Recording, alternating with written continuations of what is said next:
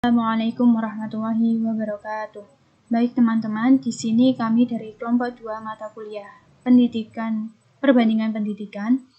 Kami akan mempresentasikan makalah kami yaitu yang berjudul Landasan Histori Pendidikan di Indonesia yang beranggotakan Nur Puspitasari, saya sendiri, Mbak Rita Novitasari, dan Mas Rizal Fatoni. Langsung saja, yaitu yang pertama mengenai pengertian historis. Histori diartikan sebagai sejarah, kejadian di masa lampau, atau segala sesuatu yang berhubungan dengan masa lalu atau masa lampau. Pendidikan adalah sebuah proses yang arif, terencana, dan berkesinambungan guna mendorong atau memotivasi peserta didik dalam pengembangan potensinya.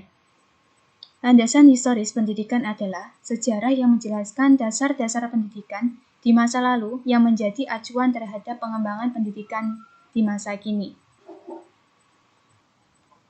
Poin selanjutnya yaitu mengenai sejarah perkembangan pendidikan di Indonesia.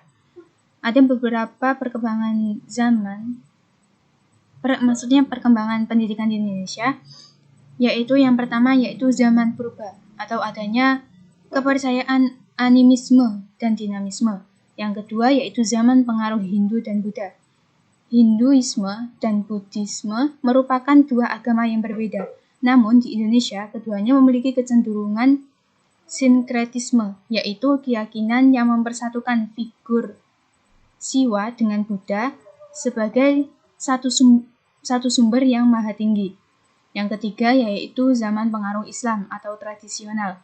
Terjadi ketika Islam pertama kali datang ke Indonesia, penyebaran agama Islam dibawakan oleh para ulama yang diajarkan kepada rakyat kecil tanpa adanya paksaan, sehingga banyak masyarakat yang menerima agama Islam. Adapun pendidikan dilakukan di musola, pesantren, dan pendidikan di madrasah atau sekolah. Mungkin itu saja yang bisa saya sampaikan, akan dilanjutkan oleh pemateri berikut. Saya Rita Novitasari, di sini akan melanjutkan presentasi dari pemateri sebelumnya mengenai sejarah perkembangan pendidikan di Indonesia.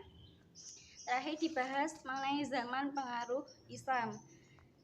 Ketika agama Islam datang, pendidikan juga dipegang oleh para wali atau biasa disebut dengan wali songo.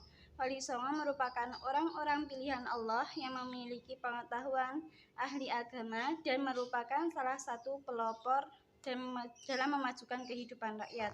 Selanjutnya, zaman pengaruh Nasrani atau Katolik dan Kristen terjadi ketika bangsa Portugis datang ke Indonesia dengan tujuan mencari kejayaan atau biasa disebut dengan glorious dan kekayaan gold dan menyebarkan agama yang dianutnya atau gospel. Selanjutnya yaitu di zaman kolonial Belanda. Pada dasarnya pada zaman kolonial Belanda datang ke Indonesia itu bertujuan sama dengan negara Portugis. Belanda mendirikan sekolah-sekolah yang tidak hanya menggiatkan ajaran agama saja, tetapi juga mengajarkan pengetahuan umum. Sekolah-sekolah banyak didirikan di Pulau Ambon, Ternate dan Maluku. Selanjutnya zaman kolonial Jepang. Di bidang pendidikan, Jepang telah menghapus dualisme pendidikan dari penjajah Belanda dan menggantikannya dengan pendidikan yang sama bagi semua orang. Selain itu, pemakaian bahasa Indonesia secara luas diinstruksikan oleh Jepang untuk dipakai di lembaga-lembaga pendidikan, di kantor-kantor, dan dalam pergaulan sehari-hari. Hal ini mempermudah bangsa Indonesia untuk merealisasikan Indonesia Merdeka, yakni terjadi pada tanggal 17 Agustus 1945. Cita-cita bangsa Indonesia menjadi kenyataan ketika kemerdekaan Indonesia diproklamasikan kepada dunia. Selanjutnya yaitu zaman kemerdekaan awal. Setelah Indonesia merdeka, perjuangan bangsa Indonesia tidak berhenti sampai di sini karena gangguan-gangguan dari para penjajah yang ingin kembali menguasai Indonesia datang silih berganti.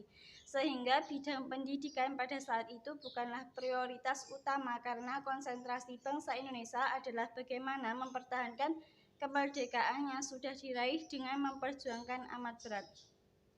Selanjutnya yaitu di zaman Orde Lama, pendidikan mulai diperhatikan karena gangguan sudah mulai mereda. Sistem pendidikan Indonesia terdiri atas pendidikan rendah, menengah, dan pendidikan tinggi.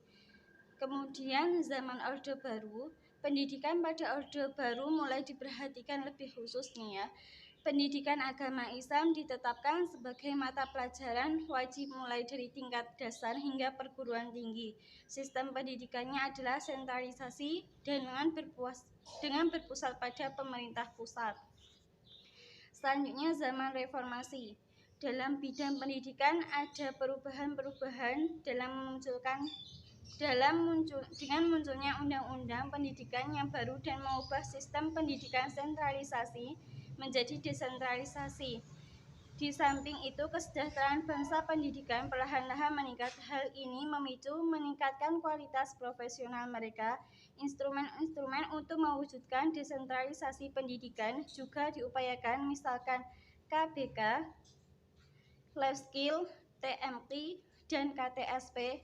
Yang terakhir yaitu kurikulum K13.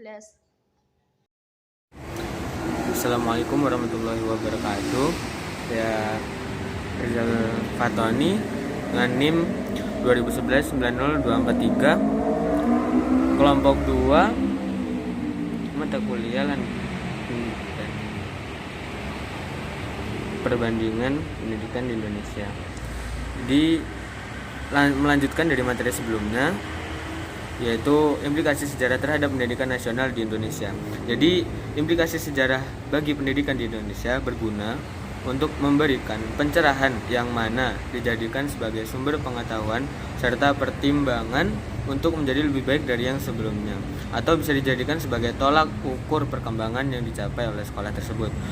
Kemudian, adapun implikasi sejarah terhadap pendidikan nasional Indonesia terdiri dari beberapa konsep, yaitu ada tujuan pendidikan, kemudian proses pendidikan, dan kebudayaan nasional. Lebih lengkapnya terdapat dalam makalah. Sekian dari saya, apabila ada kurang lebihnya mohon maaf. Assalamualaikum warahmatullahi wabarakatuh.